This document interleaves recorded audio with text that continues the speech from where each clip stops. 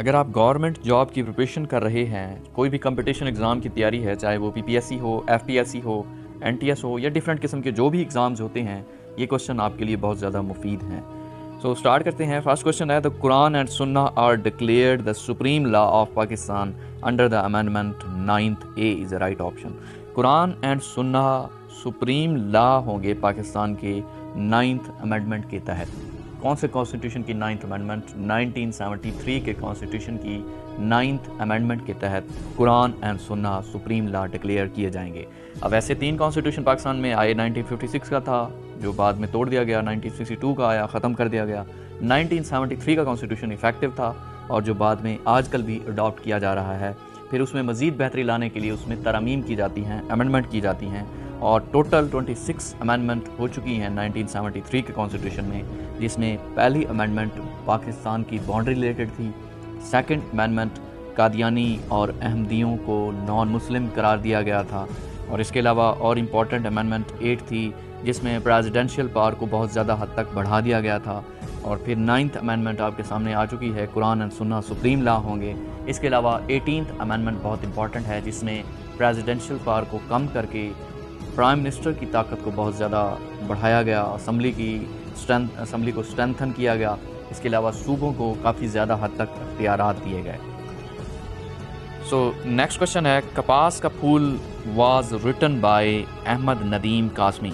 कपास का फूल एक important book है जिसे अहमद नदीम कासमी ने लिखा था। D is the right option. अब इसके अलावा इंपॉर्टेंट बुक्स हैं, in the line of fire general Parvez Musharraf ने लिखी थी, friend not master Ayub Khan ने लिखी थी, if I am assassinated Zulfikar Ali Bhutto ने लिखी थी, wealth of nations Adam Smith ने लिखी थी। ये कुछ इंपॉर्टेंट बुक्स हैं। तो नेक्स्ट क्वेश्चन है, Hugo Chavez was leader of Venezuela. C is the right option.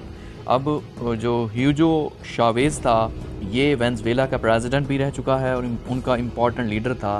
Presidential tenure इसका 1999 से लेकर 2013 तक था।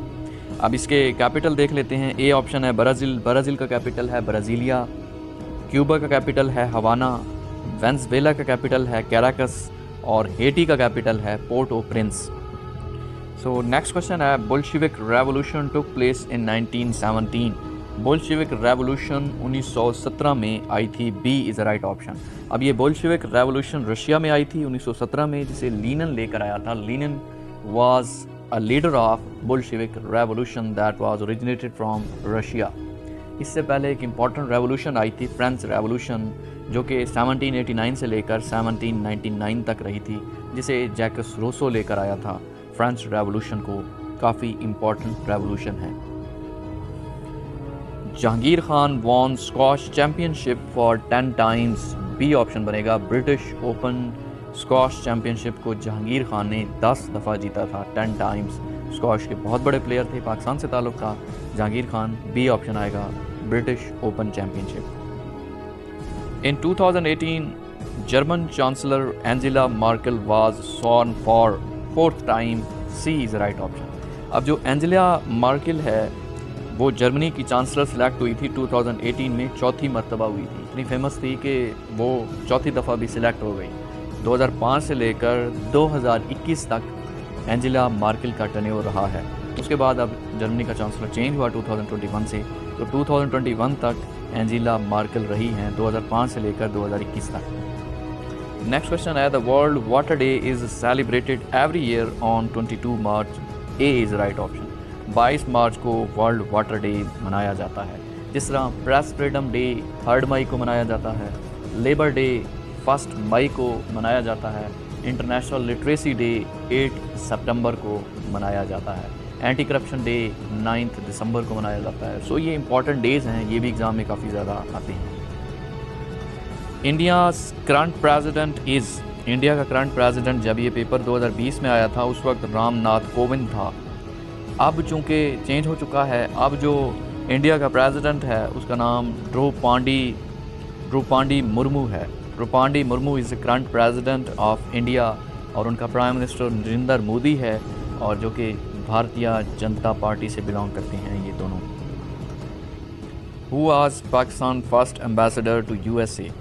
पाकिस्तान का पहला एम्बेसडर कौन था जिसे यूएसए में अपॉइंट किया गया था?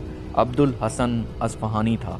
सो डी इज़ राइट ऑप्शन, जो कि 1948 से लेकर 1952 तक यूएसए में एज एम्बेसडर के तौर पर रोल प्ले किया था। और आजकल जो मौजूदा हैं पाकिस्तान के एम्बेसडर यूएसए में, उनका नाम मसूद खान है।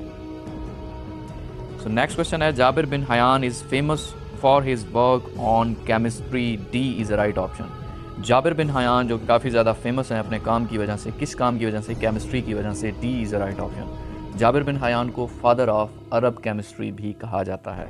So D is right option.